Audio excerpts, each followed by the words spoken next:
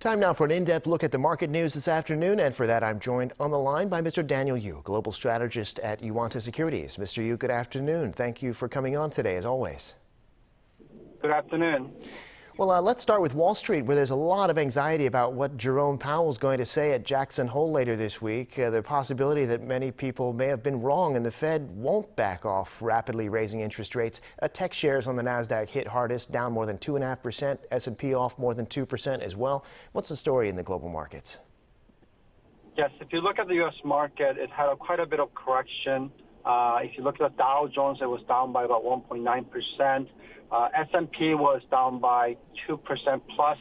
Nasdaq was down quite significantly by 2.5 plus. Clearly, there's uncertainty regarding what's happening to the interest rate environment, where the Fed is expected to raise interest rates. It will be anywhere between 50 basis point to 75 basis point in the time of the September period, and therefore people are uncertain about what's going to happen to the overall economic growth rate.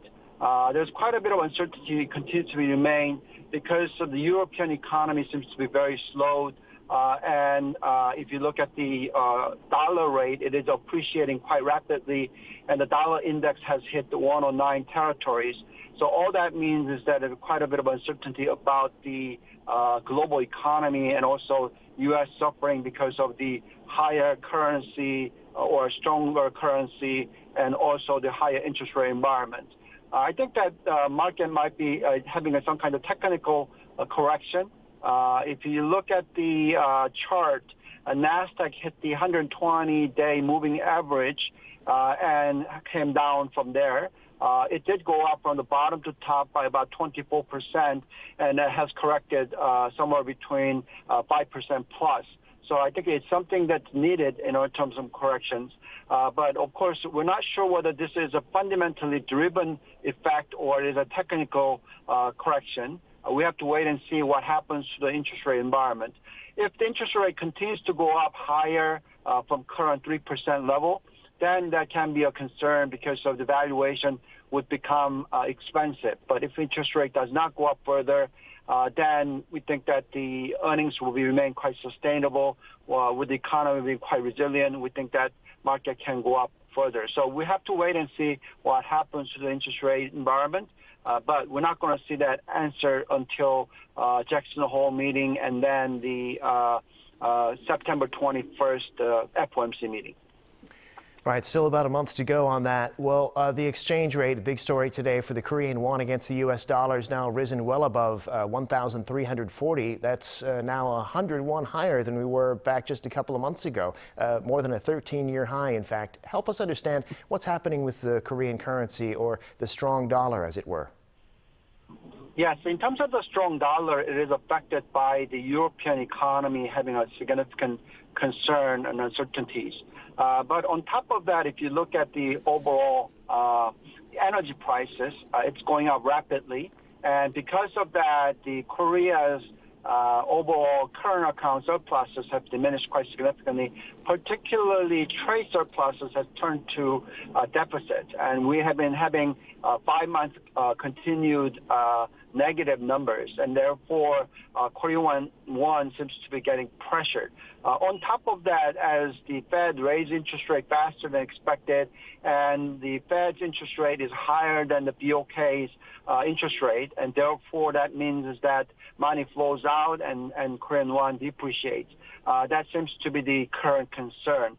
However, though, if we look at the overall current account side and also the economic growth-wise and also the overall government debt level as a percentage of GDP, we don't think that Korea is going to continue to be having a depreciation environment.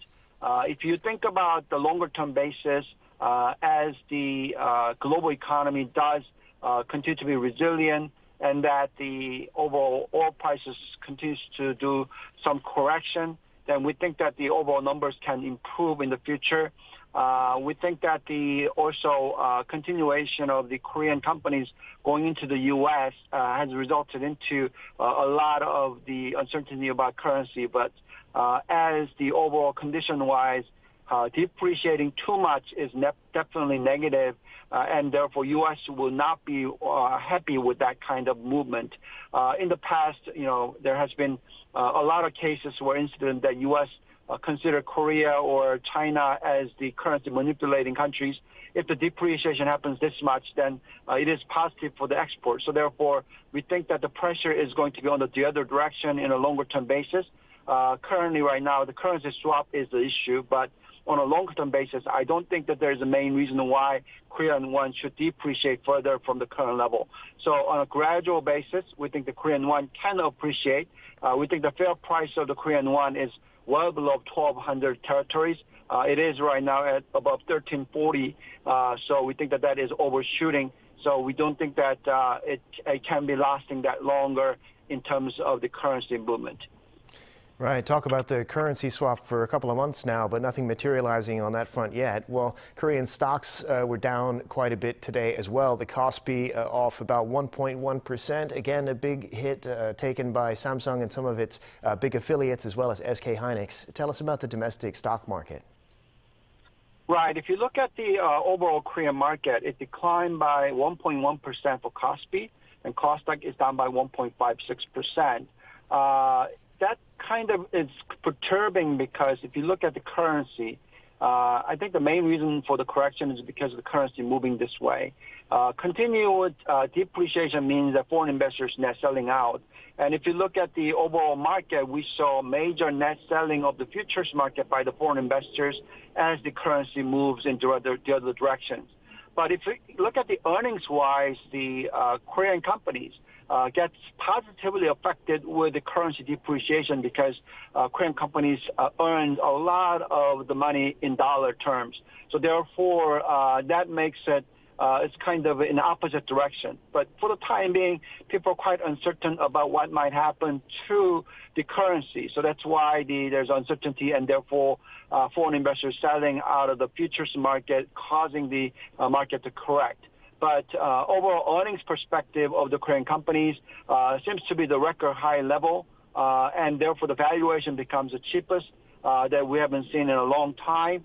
Korean companies are trading at below book value and a P below 9 times multiple. So we think that this trend is not going to be a long-lasting. But in a longer-term basis, we think that Korea can go up as the gradually market understands what's happening to the Korean companies in terms of the earnings. Got it. All right, Mr. Yu, we'll leave it there for today. Thank you, as always, for coming on the program, and we'll catch up with you later this week. Thank you very much.